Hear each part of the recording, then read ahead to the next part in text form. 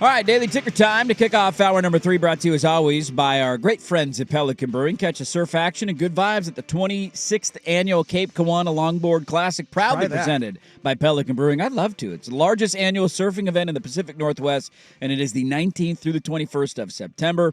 You can kick off the weekend Friday night with live music, and all weekend long, enjoy award-winning craft beer from Pelican at their original location in Pacific City. Let's talk some football, baby. It's here. We're all very excited. I'm bummed this guy's not on the call in Eugene tomorrow, but he will be on the call on the Big Ten Network of another game. And joining us now is our wonderful friend, Yogi Roth. And before I get into anything, Yogi, I got to tell you, actually, no, before I get on that, let's answer a question that we had earlier.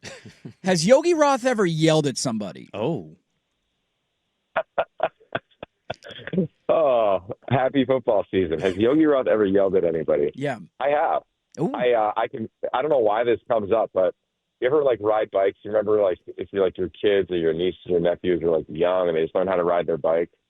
I can remember with our son who's now 10, when he was probably 5, ripping around on these streets, and he was going on the left side of the street, and he was so small that cars couldn't see him coming the other way, and he sped up ahead of me, and out came a car, and I screamed. Yeah. Dang! So, yeah, I think I've had a few of those moments, but I do try to keep them few and far between so they have a lasting impact. okay. That is absolutely warranted to be screaming. Very warranted Stop, scream, do whatever yes. you can, get out of the way. Hey. You seem very measured. You seem like you're in a really good place. I don't know. I have you doing a little meditation and just being grateful for everything at all times. Have you ever football yelled at somebody like, what are you doing? Or have you ever had one of those moments where you're yelling for a football reason?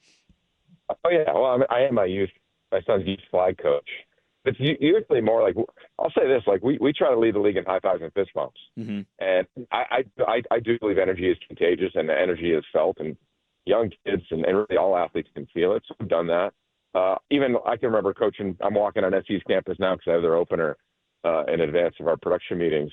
And I can remember getting after, players in the past, but I've always felt, I learned this from Coach Carroll, you have 10 seconds. He's always said, you have 10 seconds. So let's just pretend Mark Sanchez threw a pick, which is the guy that I coach primarily. And he threw a pick, and you had 10 seconds to either make yourself, light him up and kind of make yourself feel good. We talked about that. I trained you to read the backside, weak defender. Or you can say, hey, man, did you see the backside weak defender? No. Okay, cool. Hey, we're going to flush it. We're going to come back and check this one later today. Let's get back at 2nd and 7. And Pete was amazing at that. I mean, amazing at coaching confidence and doing it in a way that was very direct, but every word had purpose. It blew me away how purposeful he would be with his language. And he would call you out. At my first day coaching, I'm screaming because I'm following. Our staff was insane, fellas. It was Kenny Norton and Sark and Lane and Brian Carroll and all these rock stars now in all of football. And I just kept yelling, go, go, go, go, go. And he pulls me in his office and he goes, hey, where are they going? How about go where? And I was like, man. And I use that in youth sports now all the time. Go, go, go, go, go. It doesn't want to say that. Kids don't know where to go. And college kids are they all want to do well. And I went up to the Raiders to hang out with them before the season just to do some exo stuff with Pete and their staff. And it was the same deal. The language was so purposeful. So, yeah, can I get after it? You're damn right. I'm going to start screaming at my partner, Guy Haberman, here a little bit because it's almost game time. Get your you-know-what right, man. Let's go. Football season, I baby. try not to be, you know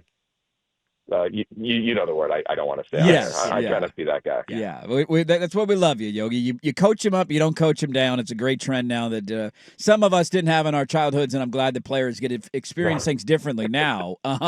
Yogi's going to be on the call. By the way, USC Missouri State tomorrow, 4:30 on the Big Ten Network. So we're going to look at Lincoln Riley going into year 4. You can check out his book, 5-Star Quarterback, and check out the Y Option podcast as well. Give him a follow on Twitter at Yogi Roth. Now I got to get to my beef with you, Yogi. And my beef with you. Speaking of being yelled at. Look, I get excited for every Oregon football season. I'm an Oregon alum. It's that time of year where our juices are flowing. Season's kicking off tomorrow. Every time I turn on something, Yogi Roth, he's building me up, man. It's Dante Moore this, it's Dante Moore that, elite arm talent. You're building me up like I'm an inflated balloon, Yogi, and I feel like I'm gonna pop. What is it about Dante Moore that makes you love the new signal caller in Eugene? Well, let me say this. I do believe that, like, in an 18-team league, it's just so hard to cover everybody. And I get, like, the 4 schools being new, and a huge part of me being hired was to bring expertise on all the schools, but also on the ones I know best, or have known the longest, I should say. And I've known Dante for a long time. Like you referenced the Elite 11 and the 530 book. I'm around these guys when they're 16. So you see their natural talent. That's easy. And then you try to tap into their unique traits. And I just believe that every quarterback that is dynamic has to have a unique trait. It could be arm. It could be mind. It could be connectivity. It could be it factor. It could be dual threat ability.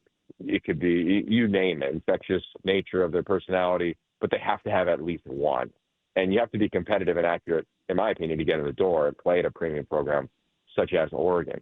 So check to get in the door, and then where are his unique traits? I think he's done something that very few quarterbacks in the last 15 years have done, which is sign somewhere and say, he told it to me, and he's, I'm sure, said it to others, I want to go sit and learn. Like, I want to go be taught the craft. He didn't grow up with George Whitfield and Jordan Palmer, Quincy Avery, like these great QB coaches to train and have that growing up outside of Detroit, Michigan. And then when he gets to UCLA, he was the most talented guy, was thrust into action, had early success, but did not have anywhere near the stripes that I think you need to succeed when you're not, protected everywhere. And Chip's teams weren't dynamic. They could run the ball okay. They weren't great up front. Like, he had to figure a lot of stuff out on his own, and it's hard. And I talked to him before he transferred to Oregon. He said, I want to go learn. Think about that. So he went and did what everybody did here at SC back in the day. Leinart sat, ripped it. Booty sat, ripped it. Sanchez sat, ripped it. Arch Manning sat. I think he's going to kill it. I think that's a undervalued trait. And he went up there and talking to Dylan last year, or being up there calling a bunch of games and talking to the staff.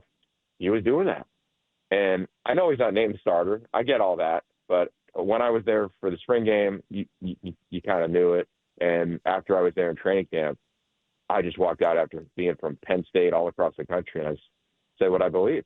I think he's got the most unique arm talent that my eyes have seen this fall training camp. I think he's got an it factor that is different than Bo and Dylan. Bo is so type A, so organized, very specific. Dylan was everything you'd imagine coming out of, Mililani in Hawaii. Dante's in the middle. He's got a cool factor in him, but he's got a standards. And he's been trained by Will and Dan Lanning, and he's got a background with Chip Kelly. Like, you start adding those things together, I think he's going to kill it. And I think this team is very undervalued nationally. And I don't think I even went over the top. So I'm sorry that I pumped it up, man. I just said what I thought was to be true. It's okay, Yogi. The last time my co-host watched his team play, they got drubbed by Ohio State. So he's some wounds are fresh here, and you're hyping it up. And if it ends poorly again, he's probably going to blame you. It's not your fault. It's really a him thing. It's a me thing, Yogi. So it's not a you. Don't even worry about him. I do want to ask. I know you're with the Big Ten Network. It's still a little odd for me, but I'm very happy that you have found a home there, and you're still doing great work covering the sport in general. Our beeves out here, I'm curious. I know you keep an eye on things, and you've called many an Oregon State game. What is your thought of year 2 Trent Bray, Oregon State? I know you're against it, but just what you think Oregon State will be, or what you hope they will be this year. Oh, I'm pumped, and I keep tremendous tabs. A big part of starting Y Option was to keep a community together that was obviously pulled apart, just with the games and the people that you meet on the road and people that hopefully enjoy calling or watching your games. So, yeah, keep a bunch of tabs. I did their signing day kind of events in this past offseason, talked to Coach Bray, Coach Gundy, big fan of Malik Murphy. I don't think – I say this. I was talking to a colleague yesterday who you should have on your show, a guy named Michael Molinari, who he runs all of Pac-12 Enterprises. He used to be our lead producer when Ted Robinson and I were calling games. So we were talking yesterday, actually, about that game against Cal. And what would you do? How would you call it? So if I was broadcasting that game, and I don't know who it is, but whoever it is, this might be an element to you probably already thought of. But Cal's going to start a true freshman, who I think is awesome. Garrett Sagapatelli, who was a one-time Oregon Duck, literally had the jersey on at the Rose Bowl. Now he's going to start at Cal for Justin Wilkins. He beats out Devin Brown, who came from Ohio State, who hopefully will have a role because he's just an awesome young man. But my point is that Trent Bray is now calling the defense. And a big part of what he did when taking that back was, if I'm in charge of this thing, I got to make sure everybody's bringing their best to the table. And he goes, my best is calling defense. I called the game against Caleb Williams. when Oregon State had every opportunity to win. You remember that game? Yeah. It was at Reser. It was the last time they played. It was an epic. It was still a top 5 game ever been in the booth for.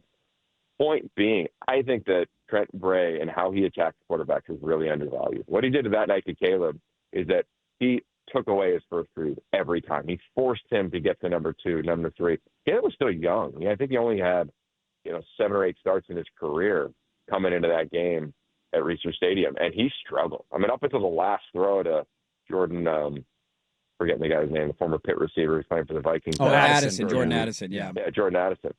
Up until that, he was frustrated. We had shots on him on the sideline, him and Lincoln Riley frustrated, and just trying to coach him through it. I would be talking about that, the Trent Bray effect of what he could do to quarterbacks. Because then you lay out their schedule, and I get it's not easy, but what can you do early on in the season? Look at last night's games. Name a quarterback that looked really impressive in the throw game for 440. I didn't see one. Dylan Raiola didn't. Nope. I mean, none of them. Like the kid at Minnesota, Drake Lindsay, who's hyped up as well. Like none of them did. And I think that's a trend in the first couple of weeks of the season. So I love Malik Murphy. We'll talk about them and their run game, and what they have a wide receiver and a kid coming back who's I think will move from the slot, and they try and move him all over the place. I go to that. I really think it's undervalued, and that's what I'm going to be keying in on when I always watch those games back. I watch those back on Sunday just to make sure I'm keeping tabs on the Cougs and Bees, and I think they'll both be a really fun story. And the fact that they play each other twice this year, I wish we had that more in college football. I'd love to see like rivalry games, like imagine Oregon State in week 1 and week 12, or SU UCLA in week 1 and week 12, like kind of like the NFL. Right. I love that for college football. It'll never happen after this year, but I'd be an advocate. Yeah, we love talking to him. His name's Yogi Roth. He's going to be on the call tomorrow. Check him on the Big Ten Network, 4:30 USC Missouri State as Lincoln Riley kicks off year 4 down in L.A. You can check out his book, The 5-Star Quarterback, the Y Option Podcast, and give him a follow on Twitter at Yogi Roth. We always love talking ball with you. Happy Ball is Back Day, and let's do this again soon, Yogi. Oh, man, anytime. I'll be up there. I'm going to do I'll be in Eugene in November for one that I think we're going to talk a lot about. There you go. All right, there we go. Love it, Yogi Roth.